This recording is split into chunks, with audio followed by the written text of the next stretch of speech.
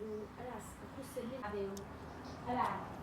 နဲ့တမီးလည်းလို့ပြောဆိုရင်သူမအားရင်မဖြစ်မနေတမီးကအားပေးမယ်ဘယ်လိုတမီးမအားရင်လည်းမဖြစ်မနေသူအားပေးအဲ့ဆိုတော့ဘာတင်လဲဆိုတာတမ်းမကြောက်ချိတ်စိတ်ရတယ်အဲ့လိုမျိုးဆိုလို့ရှိရင်အော်ပထမပတ်တာဘာတင်သွားလဲလေးတွေအားလုံးကဖတ်တတ်လာတဲ့အရွယ်လေးတွေအဲ့ဒီပုံမှာဒီကဖယ်ကူလာတော့ကိုကဘာလဲရလေအဲ့ဒါလေးဒီမှာစာနေနေဟုတ်တယ်စေတနာတော့တကယ်ရှိကြတယ်တိလားပြီးရင်နောက်တစ်ခါတော့တကယ်ရှိကြတယ်နောက်တစ်ခါအဲ့လိုတော့သာသနာ့ဘက်မှာတချို့စကားတွေကအဲ့လိုပြောချင်တာမပြောချင်တဲ့အဲ့လိုမျိုးလည်းရှိသွားတာလည်းကလေးတွေလည်းမဟုတ်ဘူးအဲ့လိုမျိုးဒီတိုင်းအဲ့ဒီပါရရင်းညာတွေရှိမှာ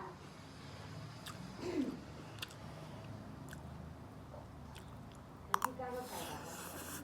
မခိုင်တာဟုတ်ဟုတ်ပြောတယ်ဆိုတချို့ဥဆောင်တဲ့လူတွေပါတယ်ဆိုတော့တချို့ဆိုနေနေအဲ့ဒါမှမလို့နဲ့ဟိုလောက်ပါအဲ့လိုပြောတယ်အဲ့မှာတော့တမီးတော့တမီးမထားဘူးအဲ့ဒါကြီးကတော့မကောင်းဘူးဟိုမှာပြညာဥဆောင်တဲ့လူတွေကျန်တယ်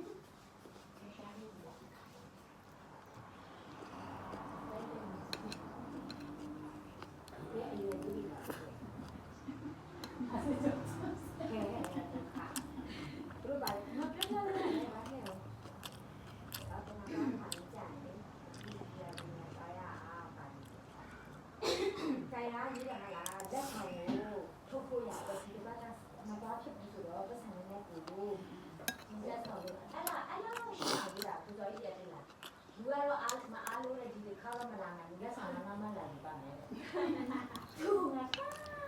အော်မိပါဒါပေမဲ့သူ့တောင်းပြီးတော့လေအရန်တော့လည်းမအံ့ဩဘူးပါအဲ့ဒါကတော့ဒါကိုအချင်းချင်းလေ